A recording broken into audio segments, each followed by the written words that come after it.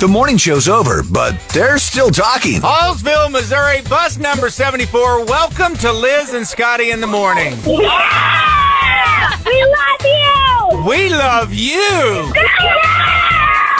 It's Liz and Scotty's Poddy.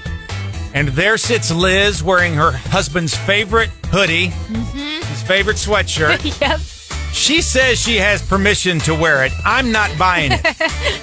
Until Will actually says, yes, it's okay for her to wear it. Actually, if you want to hear the whole sweatshirt story, we got into a great conversation about that with Clear 99 listeners. Check out our other little podcast. We call it The Morning Sip, which is kind of just a shorter taste of the morning show some mornings. But this specifically is Liz and Scotty's Poddy. Liz, you good? I'm great. How are you, Scotty? Good. This is one of those where we just kind of look back at the week a little bit. Just kind of an interesting 2 or 3 things that happened this week. It started with what we thought at the time was that Jason Kelce announced his retirement, and that is important in this room because Jason Kelce is one of the people that Liz has really connected to. Mm-hmm. You've always sort of been a football fan, I think. Is it fair to say? Yeah. But you've really, the whole Kelce brothers, even before Taylor Swift was involved, the Kelce brothers have really kind of sucked you into the NFL a little bit, haven't they? They have. I really liked watching them last year, especially like the whole brothers competing in the Super Bowl for the very first time, watching those two and their mom as well. You can't help but love Miss Donna Kelce. Yeah. I've even watched Jason Kelce's documentary, and that just makes you love him even more. So, yeah, really big fan of the Kelce brothers. And you listen to their podcast. I do. Don't you? Mm-hmm. Another thing that Liz got into that I still haven't watched, what was the thing about the quarterbacks that you really got into? Oh, my gosh. On Netflix. I think it's just called The Quarterbacks. Yeah. And it kind of featured a few quarterbacks that are in the NFL, including Patrick Mahomes. Right. And then my boy Kirk Cousins from the Vikings. Never thought I would be a Vikings fan until I watched that. It was so funny. One morning, Liz just starts talking about Kirk Cousins, who I'm thinking, if somebody that you think is not a huge football fan mentions, you know, Patrick Mahomes, it's one thing. Tom Brady, that sort of thing. But Kirk Cousins, I'm like, where did you pull that name from? Because I had no idea about I had heard of the documentary, but I didn't know Kirk Cousins was on it. Mm-hmm. So fast forward a little bit. Jason announced later in the week he has not officially announced his retirement yet, right? Isn't that correct? Okay. There was a lot of questions coming into this week of was that his last game on Sunday, and he was crying and he was getting emotional, so a lot of people believed that it was. Yeah. But then he did a podcast with his brother and he said, listen, I have not made the official announcement yet. I know it sounds like I'm putting off the inevitable, but I haven't made up my mind quite yet. I also want to just get some time in separation from the last game to kind of clear my head and make the proper decision. That's smart. Mm-hmm. Okay, so stay tuned. We'll have to see what happens. An announcement will probably be coming soon. Okay. And Liz, I know earlier this week you were helping your daughter Evelyn battle a case of pink eye. Yeah, that was a chore and a half. How is that going? Is it cleared up? Is everything okay now? Yeah, you can't see it anymore in her eyes, but we still have to do the eye drops until Sunday, so still happening.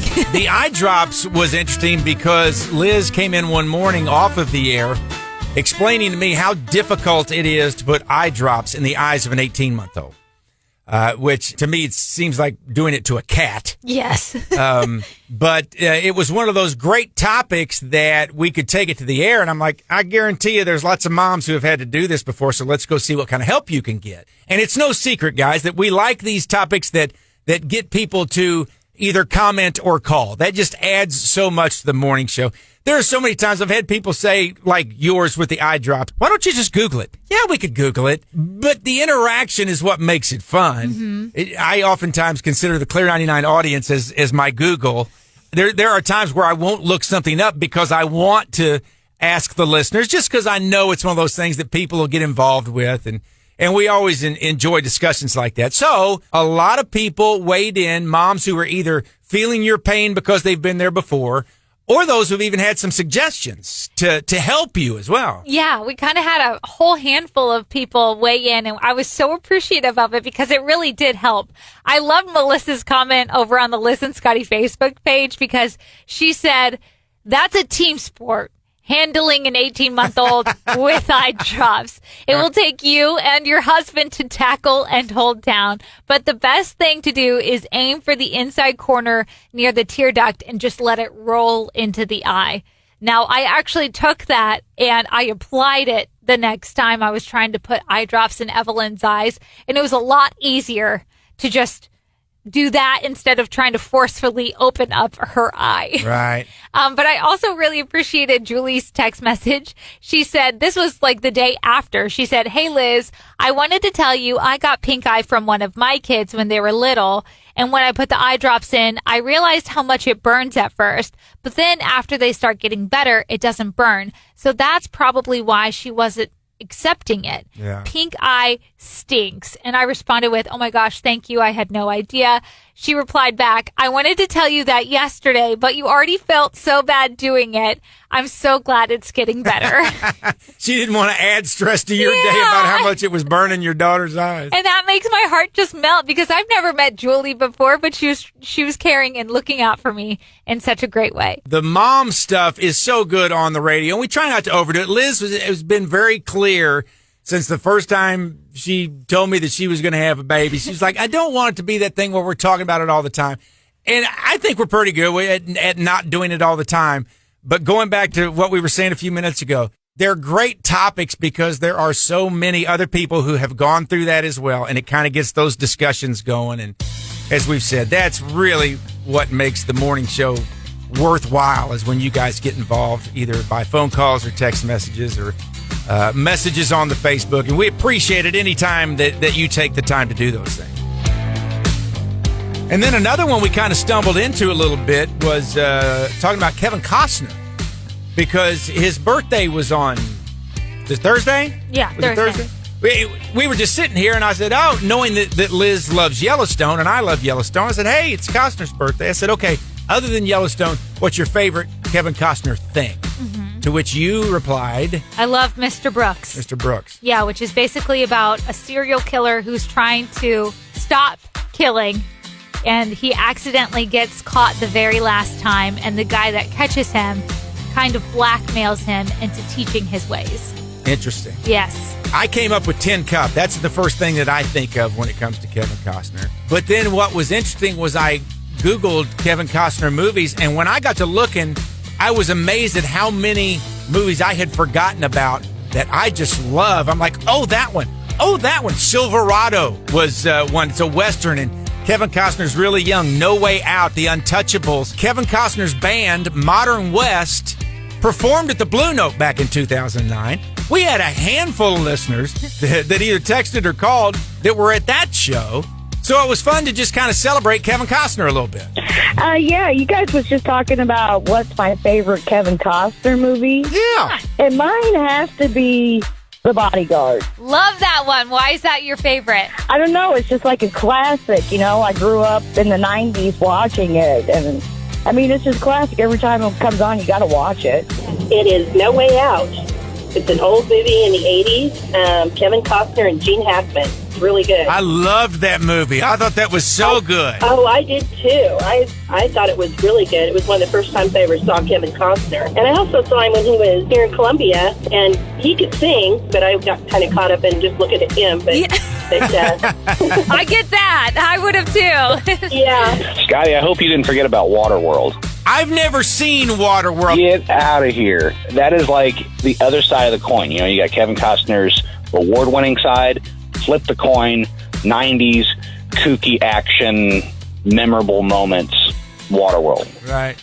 That one always kind of gets hung around his neck as like a huge flop, but everybody I talked to said they really liked it. No, that's no way.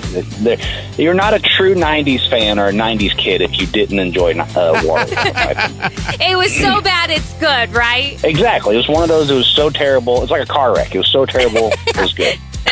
You couldn't stop watching. That's awesome. Can't stop looking. Hey, Scotty, just wanted to call in and let you know, Kevin Costner, you cannot go without Tin Cup or Robin Hood. Okay. Tin Cup is one of my top 2 or 3 of all time, for sure. Tin Cup is in my top 5 of all-time greats. Okay. And you're a Robin Hood fan. It didn't bother you that he didn't have an English accent. Not at all. Not at all. That's the one thing I always hear people making fun of him about in that movie. Really? I always liked him. I thought the movie was good. The movie was great. I liked it a lot. Hey, Kevin Costner movies. Yes. All of them. Okay. We love it. But one of my very favorite is Open Range. Yes. Yeah, with Robert Duvall. You bet. Yep. Yeah, he does a good cowboy. Yep, he does. For the Love of the Game. Yeah. A good Kevin Costner movie. I actually like that one better than Field of Dreams or Bull Durham, and those are usually the two baseball movies that everybody brings up, but I like that one better. Yes. I think it was a real good movie. Before we get off this, I got to throw in the movie Swing Vote. Okay. I told Liz, I think she would really enjoy Swing Vote.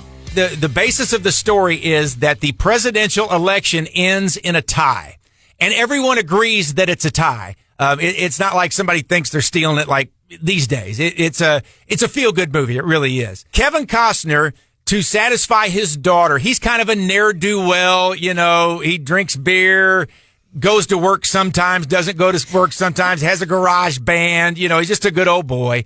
To satisfy his daughter, he promises her that he will go and vote. And as he is casting his vote, something happens to the voting machine and it doesn't get counted. So the presidential election ends in a tie. They realize that this guy's vote should have counted. So all of a sudden, he is the guy who is going to decide who gets the presidency. And the fun is both sides just lavish him with gifts and presents, trying to convince him that they're the right ones. Like, he's a NASCAR fan, so one side gives him a chance to ride in a NASCAR with Richard Petty. Another one is his band gets to do a concert. And it is a very sweet movie with a lot of heart.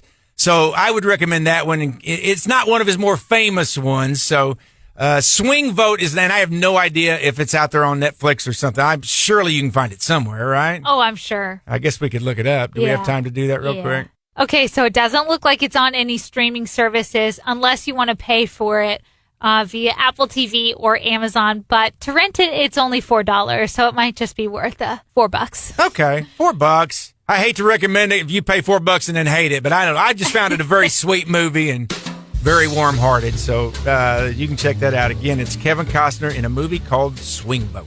And just a reminder, guys, we always love hearing from you. If you want to shoot us a text message or a Facebook message, especially if you have a question about something that we're doing, a comment, a concern. We got a lovely, was it a text message? It was from Donna this morning. She says, I've been coming to work at 6 every day for the past 2 weeks and listening to you until around 8 when everybody else starts getting into the building. I have thoroughly enjoyed listening to your program longer than I usually get to. Thank you so much and have a blessed day. How nice is that? I know. Now, it doesn't have to be nice things like that one. Right. If you're angry about something, we want you to reach out as well. But what was her name? Donna. Donna, that was very, very sweet. Thank you so much. Thank you so much for listening to this podcast. If you just so happen to stumble upon it, make sure you subscribe. You can do that wherever you love listening to podcasts, whether that be Google, Apple, or Spotify. We also make it super simple. If you've downloaded the Clear 99 app, you can get it that way, or it's up right now at clear99.com. And we know lots of you guys listen to Clear 99 on the radio as well. For those of you who don't, you are cordially invited to check it out. It is Liz and Scotty in the morning, weekday mornings from 5:30 to 10 on today's Best Country, Clear 99.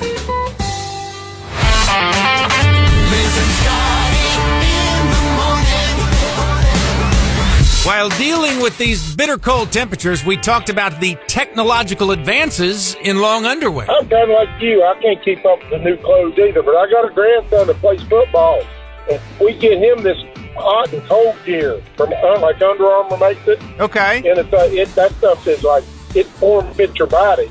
Because he wears it under football pants, the pads. But you got to be careful, make sure you get the right one, because they make a hot one and a cold one. and he actually got in a game, and he thought he had his gear on that you wear when it's hot, and he had the stuff on when you wear it when it's cold, and it messed him up. He had to get it off. So, I mean, the stuff works.